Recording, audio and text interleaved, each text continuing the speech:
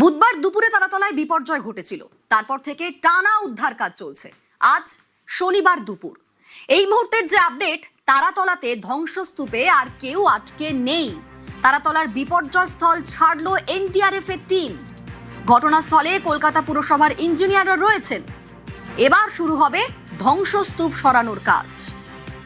আমরা সেখানের ছবি এই মুহূর্তে সরাসরি দেখব। আমাদের সঙ্গে সরাসরি সুদীপ্ত রয়েছেন প্রতিনিধি, কথা বলবো সুদীপ্তর সঙ্গে। সুদীপ্ত, এই মুহূর্তে যে আপডেট, এই মুহূর্তে ধ্বংসস্তূপের নিচে আর কেউ আটকে নেই বলেই খবর পাওয়া যাচ্ছে।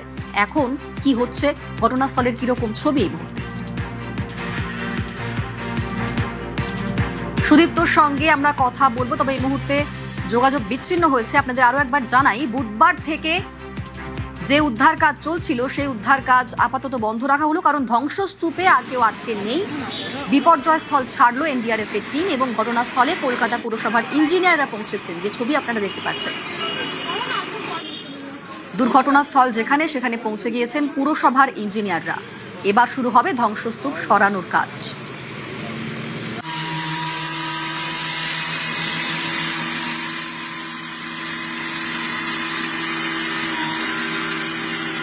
গতকাল রাতেও দেখা হচ্ছিল আর কেউ আটকে রয়েছে কিনা, ধ্বংসস্তূপের নিচে আর কোনো প্রাণের সন্ধান পাওয়া যায় কিনা।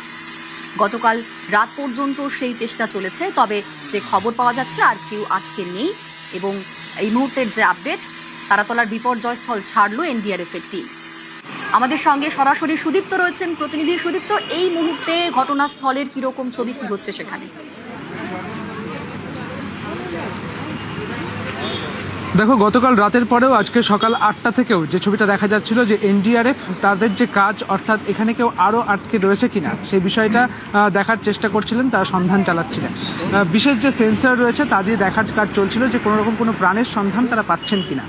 সেই মতো কাজ কিন্তু প্রাথমিকভাবে শেষ হয়েছে, এমনটাই কিন্তু বলা যাচ্ছে। তবে অফিসিয়ালি তাদেরকে কিছু না বলা হলেও তাদেরকে কিন্তু এই মুহূর্তে দেখা গেল যে তাদের সঙ্গে কথা বলে যেমনটা জানতে পারলাম, অর্থাৎ অফ ক্যামেরা তাদের সঙ্গে কথা বলে যেমনটা জানতে পারলাম, যে তাদেরকে বলা হয়েছে যে আপনারা এখান থেকে চলে যান। অর্থাৎ এই মুহূর্তে তারা যেটা জানিয়েছেন যে এখানে কোনোরকম কোনো এখনও পর্যন্ত আর প্রাণের কোনো সন্ধান পাওয়া যাচ্ছে না।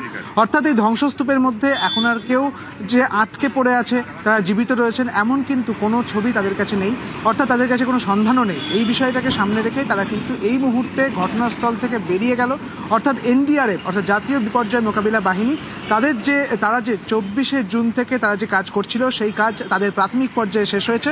তারা এই মুহূর্তে বেরিয়ে গিয়েছেন। তবে এই মুহূর্তে যেটা দেখা যাচ্ছে যে টেকনিক্যালি সার্চ চলছে, অর্থাৎ একটি বিশেষ টিম, ইঞ্জিনিয়ারের বিশেষ টিম এসেছে। সেই বিশেষ টিম তারা টেকনিক্যালি সার্চ করার চেষ্টা করছে। দেখছিলাম যে ধ্বংসস্তূপ, সেই ধ্বংসস্তূপের বিমগুলোতে তারা বিভিন্ন কিছু তারা মার্ক করছিলেন এবং তারা এছাড়া ফরেন্সিক যে টিম সেখানে ছিল। এই মুহূর্তে ইঞ্জিনিয়ারিং টিমকেও বাইরে দেখা যাচ্ছে, তারাও ঠিক বাইরে এসেছেন। অর্থাৎ তাদের যে কাজ, সেই কাজ তারা কিন্তু করেছেন। যেটা দেখা গেল যে একদিকে যখন এনডিআরএফ বেরিয়ে গেল এবং একইভাবে যে ইঞ্জিনিয়ারিং টিম, সেই ইঞ্জিনিয়ারিং টিমও কিন্তু তারা কিন্তু বেরিয়ে এসেছেন।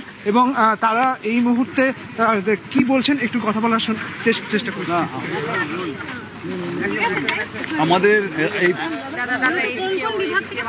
আমাদের বিশ্ববিদ্যালয়ের 4টে বিভাগ থেকে আজকের এই ইনভেস্টিগেটিং টিমের প্রতিনিধি আছেন। Architecture department, civil department, construction engineering department এবং মেটালার্জি ইঞ্জিনিয়ারিং। বিশেষত এই যা বিপর্যয় হয়েছে, এর সাথে সংশ্লিষ্ট যে ডিপার্টমেন্টগুলো, তাদের অধ্যাপকরাই রয়েছেন। এবং প্রয়োজন হলে অন্য কারোর যদি দরকার হয়, সেক্ষেত্রে ভবিষ্যতে কি দেখছেন? না, যেটা আমরা দেখতে এসেছি সেটাই দেখলাম, যে ফেলিওর ইনভেস্টিগেট করার কিছু পদ্ধতি আছে। ফরেন্সিক ইঞ্জিনিয়ারিং আমরা যেটাকে বলি, তার জন্য যা যা টেস্ট করতে হবে, যে ধরনের টেস্ট, কিছু টেস্ট হবে এখানে, কিছু টেস্ট হবে ল্যাবরেটরিতে, কিছু ড্রয়িং দরকার যেগুলোকে অ্যাসেস করার জন্য, সেগুলো পেলে আমরা আমাদের পরের কাজ।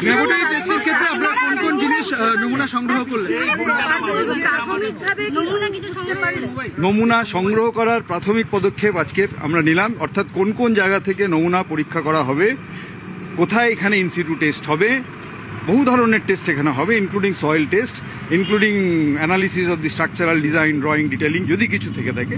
এই সবটাই প্রাথমিক কথাবার্তা হলো। তারপরে আমরা পরবর্তীকালে এগোবো। আপনারা কি কোনো সরকারের পক্ষ থেকে কোনো ইন্টিমেশন ছিল নাকি স্বতঃপ্রণোদিত দল?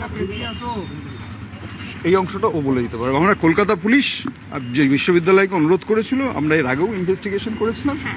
তার ভিত্তিতে এই টিম তৈরি হয়েছে যে এবার দীপঙ্কর বাবু বাকিরা আপনারা করতে পারবে। রিপোর্ট দেবেন কোনো নিশ্চয়ই আমরা যখন এসছি দেখছি কাজ করছি ফলে কোনো একটা রিপোর্ট নিশ্চয়ই দেওয়া হবে কোনো একটা এখনো সময়। উদ্ধার কার্য শেষ হয়নি, আমরা দেখতে পাচ্ছি এখনো ইন্ডিয়ান বলছে যে উদ্ধার কাজ চলছে। উদ্ধার কাজ শেষ হওয়ার পরেই আমাদের বাকি কাজটা শুরু হবে, না ফ্রি অ্যাক্সেস পাওয়া দরকার সাইটে কিছু টেস্ট করতে গেলে, সেটা না হওয়া পর্যন্ত হবে না, সেটা শেষ হলেই করবো। এই ধ্বংসস্তূপ সম্পূর্ণভাবে সরানোর পরে আপনারা সরানো আবার না, আসবেন।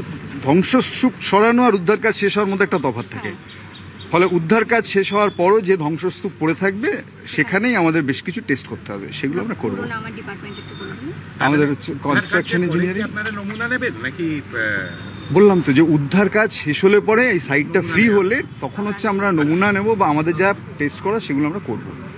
থ্যাংক ইউ এটা স্যার। আমাদের আপনার নামটা, আপনার নাম- দীপঙ্কর বাবু আছেন, আপনার নাম এবং কোন ডিপার্টমেন্ট? প্রফেসর দীপঙ্কর চক্রবর্তী উনি আছেন সিভিল ইঞ্জিনিয়ারিং ডিপার্টমেন্ট, আমি পার্থপ্রতিম বিশ্বাস কনস্ট্রাকশন ইঞ্জিনিয়ারিং ডিপার্টমেন্ট যাদবপুর বিশ্ববিদ্যালয়। আপনি কোন কোন বিষয়গুলো দেখেন? আমরা একটা কম্বাইন টিম করে করছি। একটা স্ট্রাকচারাল ফেলিয়ার যখন হয় তার তো অনেকগুলো ডাইমেনশন থাকে। আমি একটা দিক দেখবো, প্রফেসর পার্থপ্রতিম বিশ্বাস দেখবেন, মৈনাক ঘোষ স্যার আছে। আজ সকালের ছবি আপনাদের দেখাচ্ছিলাম যেখানে ধ্বংসস্তূপের নিচে আর কেউ নেই বলেই জানা যাচ্ছে এবং সেখানে এই মুহূর্তে বিপর্যয়স্থল ছেড়েছে এনডিআরএফ এর টিম। ঘটনাস্থলে পৌঁছে গিয়েছে কলকাতা পুরসভার ইঞ্জিনিয়াররা। এবার শুরু হবে ধ্বংসস্তূপ সরানোর কাজ এবং সেখান থেকে বেশ কিছু নমুনা সংগ্রহের চেষ্টা করা হচ্ছে, তারই প্রাথমিক পদক্ষেপ আজকে।